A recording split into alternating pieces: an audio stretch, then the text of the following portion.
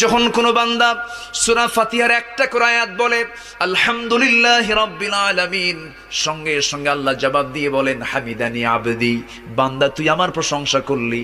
আর রহমানির রহিম যখন বলে আল্লাহ বলেন আসনা আলাইয়া আবদি। মালিক ইয়াউমিদ্দিন যখন বলে আল্লাহ বলেন মাজ্জাদানি আবদি। এরপরে যখন বলে ইয়াকা না'বুদু ওয়া ইয়াকা নাস্তাঈন পর্যন্ত যখন বলে আল্লাহ বলেন বান্দারে তুই আমার কাছে কি চাস, প্রাণ খুলে চারে বান্দা। ইহদিনাস সিরাতাল মুস্তাকিম থেকে শুরু করে নিয়া ওয়ালাদ-দাল্লিন পর্যন্ত যখন বান্দা বলে তখন আল্লাহ বলেন বান্দা নামাজের মধ্যে এমন প্রেমের খেলা খেললি বান্দা, তুই যা চাইলি সব আমি আল্লাহ কবুল করলাম। ওই বান্দা যখন রুকুতে যায় আল্লাহ তখন অস্থির হন।